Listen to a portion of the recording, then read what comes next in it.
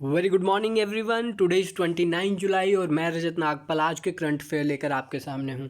हम आज के दिन के टॉप 10 क्वेश्चंस करेंगे जो आने वाले किसी भी एग्जामिनेशन के लिए बहुत ही इंपॉर्टेंट रहेंगे और आपको साथ साथ स्टैटिक के इंपॉर्टेंट फैक्ट शेयर करेंगे जो हम हमेशा करते हैं। लास्ट में आपके लिए 2 होमवर्क के बड़े ही इंपॉर्टेंट क्वेश्चन होंगे और शुरू करते हैं आज के थॉट के साथ। तो थॉट क्या है आज का? True leaders lift each other. तो बेसिक सी चीज़ है, जो सच में बहुत सक्सेसफुल होते हैं उनका एक खासियत ये ज़रूर होती है कि वो अपने नीचे वाले लोगों को साथ में लेके आना चाहते हैं, ऊपर लेके आना चाहते हैं। और जो एक लिमिटेड सोच वाला व्यक्ति होता है वो दूसरों की सफलता को देखकर बहुत ही ज़्यादा परेशान हो जाता है, चाहे वो खुद ऊंचाई पर ही क्यों ना हो। तो देखते हैं आज का सेशन। पहला प्रश्न आपके सामने है, who wrote the book the India way strategies for an uncertain world. काफ़ी इंपॉर्टेंट रहेगा ये एग्ज़ाम के लिए। क्यों? क्योंकि ये एक इंडियन ने लिखी है और इंडियन भी बहुत इंपॉर्टेंट इंडियन पोजीशन पे है, वो उसने लिखी है। बुक का नाम क्या है? The India way strategies for an uncertain world. ये बुक को आपको 2-3 बार इस नाम को पढ़ना है सो दैट आपके माइंड में स्टिक रहे, क्योंकि नाम को भी पूछ सकते हैं एग्जाम में। ठीक है, इस बुक में बेसिकली क्या है? इस बुक में आज़ादी के बाद से लेकर अब तक इंडिया की स्ट्रेटेजिकल आर्थिक स्थिति को सुधारने के लिए, सोशल स्थिति को सुधारने के लिए क्या फैसले लिए गए हैं और कैसे इनको इम्प्रूव किया जा सकता था वो है। और लिखा किसने है? बी ऑप्शन एस जयशंकर, जो हमारे फॉरेन अफेयर मिनिस्टर हैं, एक्सटर्नल अफेयर मिनिस्टर हैं, उन्होंने ही इस किताब को लिखा है। पिक्चर में भी मेंशन है उनका नाम। एस जयशंकर हमारे फॉरेन मिनिस्टर हैं, उन्होंने ही इस किताब को लिखा है। और जो बाकी के नाम हैं वो भी बड़े इंपॉर्टेंट है। A option S Hussain Zaidi, इन्होंने किताब लिखी है एंड गेम। अगर आपके हाथ में नोटबुक और पेन है तो प्लीज़ लिख लीजिए। मैंने आपको बताया है कि एक पेज तो अलग बुक्स वाला लगा लीजिए कि जुलाई के मंथ की सारी बुक्स यहाँ पे लिखनी है, एंड में रिवाइज करेंगे। तो एस हुसैन जैदी ने बुक लिखी है एंड गेम। उर्जित पटेल, इन्होंने लिखी है overdraft the saving of Indian savers, ये बुक लिखी है। बलदेव सिंह, सूरज कदे मरदा नहीं, ये बुक लिखी है। पंजाब के एग्जामिनेशन के लिए इंपॉर्टेंट रहेगा। ठीक है, तो ये चारों नाम आपको पता होने चाहिए। ये था हमारा आज का पहला करंट अफेयर। बढ़ते हैं दूसरे करंट अफेयर पे दोस्तों। Who started the dare to dream 2.0 competition.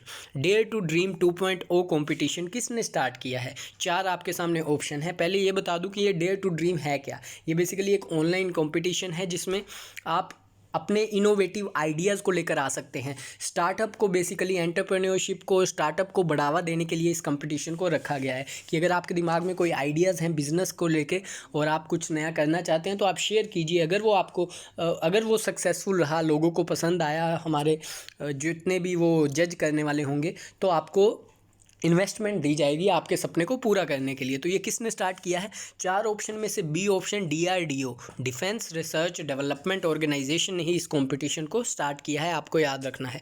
DRDO के बारे में हम कुछ दिनों से पढ़ते आ रहे हैं, तो DRDO के बारे में आई होप आप सबको चीज़ें याद होंगी कि 1958 में इसकी स्थापना हुई थी, जब नासा की हुई थी।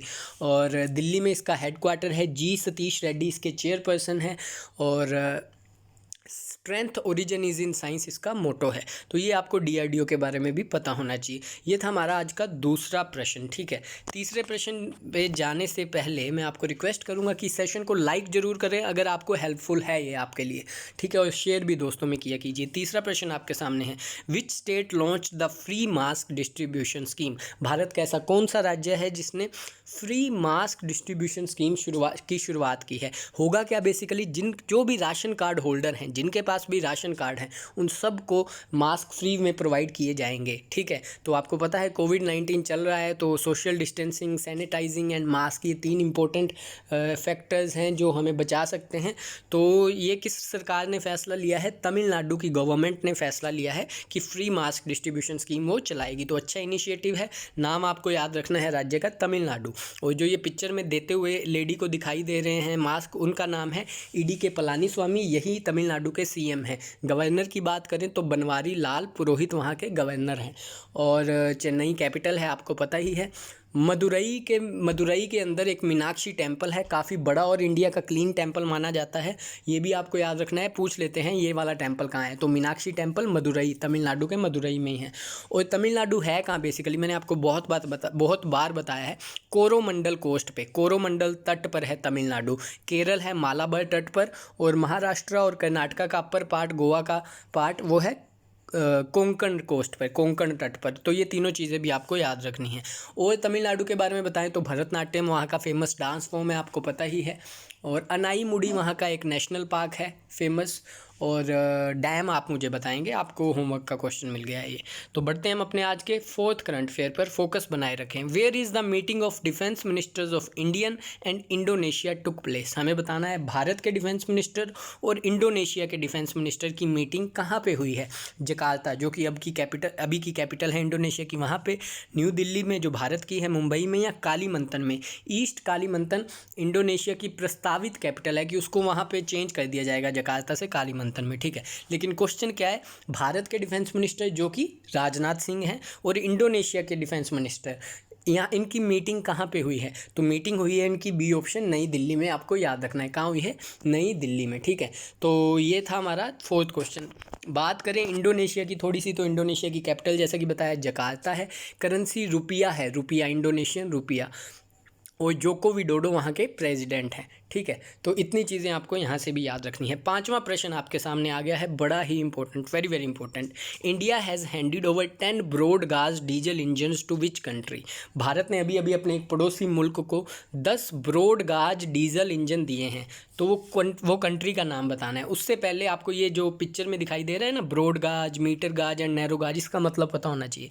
बेसिकली ये गॉज का क्या मतलब होता है, जो आपको ये दो लाइनें, पटरियाँ दिखाई दे रही हैं, उनके बीच की जो दूरी है उसको हम गॉज कहते हैं, ठीक है। अब ये 3 टाइप की होती हैं भारतीय रेलवे में बेसिकली। ब्रॉड गॉज जो 1.4 मीटर की होती है, मीटर गॉज जो कि 1 मीटर की होती है, और नैरो गॉज ये बेसिकली 600 से लेके 800 मिलीमीटर सेंटीमीटर तक होती है। ये आपको याद रखना है, ठीक है।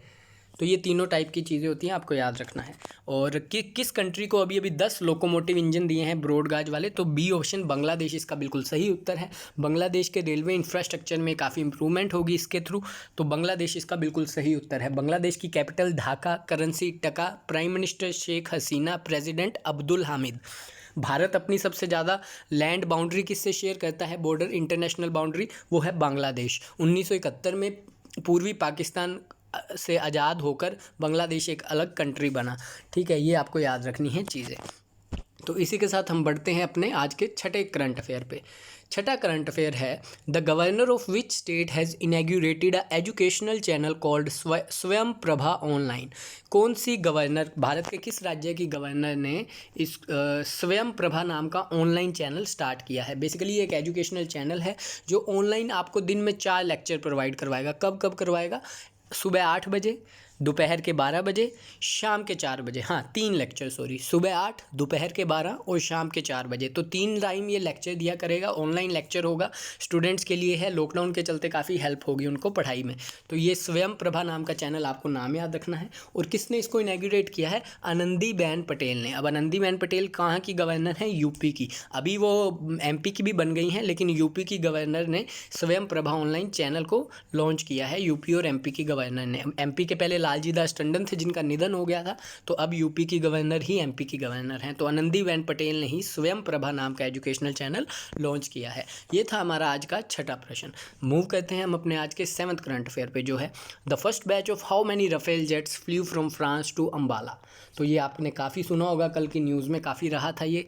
तो हमें बताना है कि कितने रफेल जेट्स फ्रांस से उड़कर भारत में पहुंच रहे हैं, और कहाँ पे पहुंच रहे हैं, अम्बाला में, ठीक है। अम्बाला के एयर बेस स्टेशन में ये पहुंच रहे हैं। तो कितने आए हैं रफेल जेट, ये हमें बताना है। तो इसका सही उत्तर है सी ऑप्शन 5 रफेल जेट्स ने फ्रांस में उड़ान भरी है फ्रांस से, और 7000 किलोमीटर का डिस्टेंस कवर करके वो अम्बाला आएंगे। और ख़ास बात यह है कि हवा में ही इन्होंने पेट्रोल को रिफ्यूल करा। अगर आपने कल देखा होगा तो हवा में ही इसका पेट्रोलिंग दोबारा से हुई, पेट्रोल दोबारा भरा गया इसमें। तो काफ़ी ज़्यादा ये ताकत देगा भारत के वायुसेना को। तो ये आपको याद रखना है। और रफेल जेट फ्रांस का है, डोसाल्ट कंपनी का है, बेसिकली डोसाल्ट एविएशन का। फ्रांस की कैपिटल पेरिस है। प्रेसिडेंट इमैनुअल मैक्रोन है। कौन है, इमैनुअल मैक्रोन। अगर फ्रांस की नेशनल स्पोर्ट्स के बारे में बात करें तो वो है फुटबॉल, ठीक है। तो इतनी चीज़ें आपको याद रखनी है। अब आपको, मेरे को वैसे बड़ा ही ईजी क्वेश्चन है, लेकिन लिख दीजिएगा हमारे एयर मार्शल चीफ कौन है, मतलब वायुसेना के प्रमुख कौन है, उनका नाम मुझे कमेंट बॉक्स में लिख दीजिएगा। 8वें प्रश्न पे मैं बढ़ रहा हूँ इसी के साथ। इन जुलाई 2020 हिचेम मेचीची हिचेम मैचिची नाम है, has been appointed as the PM of which country. Important बनता है, आपको पता है कोई भी पीएम हो, प्रेसिडेंट हो, उसकी नई अपॉइंटमेंट हो वर्ल्ड के किसी भी देश में, तो वो एग्जाम में करंट अफेयर में क्वेश्चन अक्सर एग्जामिनर पूछ लेता है। तो हमें बताना है ये कौन सी कंट्री के नए पीएम चुने गए हैं। हिचेम मैचिची इनका नाम है और सही उत्तर है इसका ट्यूनीशिया। ए ऑप्शन, ट्यूनीशिया के प्रेसिडेंट प्राइम मिनिस्टर ये चुने गए हैं। थोड़ा डिटेल में पढ़ लेते हैं। Tunisia's interior minister Hichem Mechichi has been appointed as the new PM of Tunisia. इन्होंने सक्सीड किसको किया है, ये नाम भी इंपॉर्टेंट है, एलिस फकाफक। क्या है, Elyes Fakhfakh, who resigned as prime minister earlier in July 2020। So इसके बारे में थोड़ा डिटेल में आप पढ़ लीजिएगा। ट्यूनीशिया, इसकी कैपिटल ट्यूनिस ही है और करेंसी इसकी दिनार है। ठीक है, तो ये आप चीज़ें याद रखना। मैं मूव करता हूँ अपने आज के 9th करंट अफेयर पे, जो है as per the United Nation briefing the level of nitrogen level in Delhi environment has fallen how much %। आपको पता है लॉकडाउन के चलते इंडस्ट्रीज़ बंद हो गई थी, व्हीकल्स बाहर मूव करने कम हो गए थे और काफ़ी ज़्यादा पोल्यूशन में कमी आई थी।